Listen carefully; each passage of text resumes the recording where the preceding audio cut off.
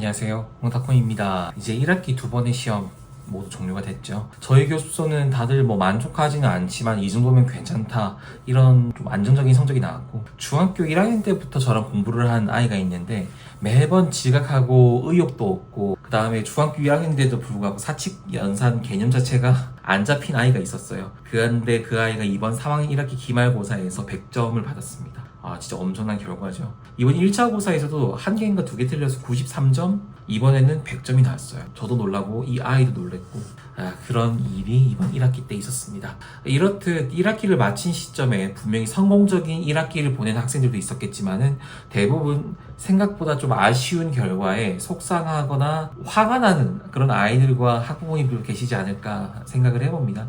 그래서 제가 생각하는 1학기 실패의 이유를 한번 말씀을 드려보려고 해요. 첫 번째 실패 이유는 겨울방학의 실패입니다. 너무 뻔하고 그런 이유일지 모르겠지만 가장 비중이 높은 이유는 겨울방학을 잘못 보내서예요. 수학과 영어는요, 단기간에 실력을 향상시키기가 진짜 어려운 과목들로 분류가 되는데, 이게 단순 암기하는 게 아니라 습득하는 거라고 저는 항상 말씀드리고 있잖아요. 근데 겨울방학 때 무한적으로 막 반복도 하고 개념 정리도 하면서 이제 한 학기 동안 배울 내용을 이제 90%까지는 좀 끌어올려줘야 이제 성적이 좀 안정적으로 나올 텐데, 특히 고등학생들은 더 그렇잖아요. 그쵸? 이 겨울방학 때 학습량이 모자라거나 아니면 학원에서 내준 숙제를 과외 선생님의 커리큘럼을 제대로 소화하지 못했다면은 결과가 좋지 못할 겁니다. 방학은 노는 게 절대 아니에요. 다음 학기를 위한 준비를 하는 거지, 그러니까 노는 게 아니라 내 미래를 위한 시간 투자, 이렇게 생각을 해야 되는 게 방학이란 말이에요. 그래서 겨울 방학을 어영부영 보내신 분들이라고 하면은 1학기 실패는 예정되어 있었다라고 현실적으로 말씀드릴 수가 있겠습니다. 지금 이게 진짜 너무 차가운 현실이에요. 두 번째입니다. 학교 생활 적응 실패예요.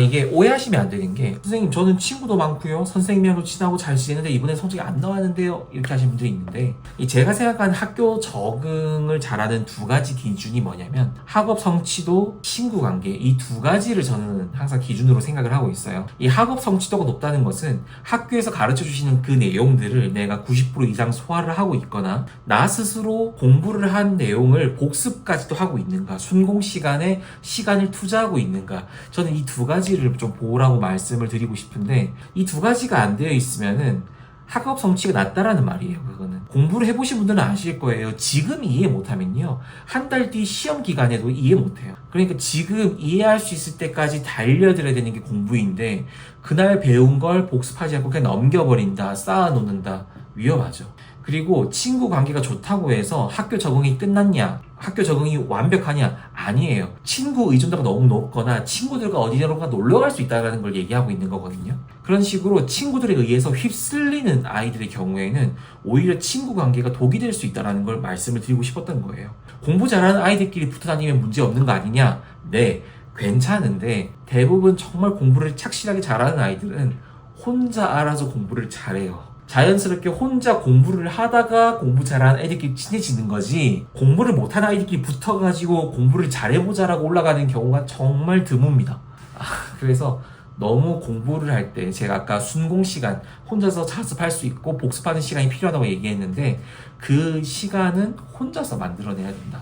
그래서 누구한테 말도 안 하고 누구한테 알리지도 않고 혼자 공부하는 아이들이 공부를 잘합니다. 친구들을 너무 많이 사귀는 경우도 저는 적응 실패라고 보고 있고, 그렇게 말씀을 드리고 싶어요. 그리고 단어 그대로 학교 분위기나 친구 관계 모두 뜻대로 풀리지가 않아서 학교 적응을 진짜 실패한 아이들의 경우에도 학업 성적에 영향을 준다라고 저는 보고 있습니다. 그래서 벌써부터 자퇴 생각하는 아이들도 나오기 시작을 하고, 분명히 학교 적응을 못하는 아이들은 성적을 받기 힘들다 라고 저는 생각을 하고 있습니다. 세 번째는요, 더위 적응 실패예요. 에이, 선생님 너무 억지 부리시네요. 덥다고 공부를 못하면 말이 됩니까? 저도 그렇게 생각을 하는데, 이게 제가 경험한 바로는 많은 아이들이 더위가 찾아오면 바로 체력 저하로 이어지거든요. 사람이 처지잖아요, 더우면. 어른도 그러는데 아이들이라고 괜찮겠습니까? 그러니까 3, 4월은 참 공부하기도 좋고 운동하기도 좋은 그런 계절이지만, 6월부터는 더위가 시작되다 보니까 기말고사 막판 스퍼트를 때려야 할 6월 달에 막 더워지기 시작을 하면은 체력 저하로 인해서 더위 적응을 못하는 아이들은 그때 그 타이밍을 놓쳐버려요. 결국 제가 말씀드리고 싶은 건 체력 부족이거든요. 그러니까 특히 여학생들 체력 진짜 기르라고 하는 게 이런 이유 때문인데, 평소에 복습 뭐 공부 다 잘해놓다가 날 더워지면 갑자기 막 늘어져요. 그러면 빨리 방법을 찾아야 돼요. 스터디 카페를 가거나 아니면 뭐 에어컨을 틀어져 있는 곳을 찾거나. 학부모님들도 돈 아까워하지 마시고 에어컨 틀어줘야 돼요. 진짜 괜히 유난 떠는 게 아니라 수험생이 있는 그런 집은 아이들이 공부를 잘할 수 있게끔 어른들이 배려를 좀 해줘야 돼요. 환경을 좀 만들어줘야죠. 그리고 제가 이거 더위만 이야기할 게 아니에요. 제가 나중에 2학기 실패에 대한 이야기도 분명히 말씀드리겠지만은, 지금은 여름이지만 나중에는 겨울로 접어들게 되면서 아이들이 감기에 걸리기 시작을 하거든요. 그런 것처럼 지금 이 더위로 인한 컨디션 관리가 안 되는 것을 우리는 경계해야 된다. 이것을 말씀을 드리고 싶었던 겁니다. 이렇듯 이게 좀 주변 환경에 대한 적응 실패, 이것도 저는 분명히 있을 거라고 생각을 합니다.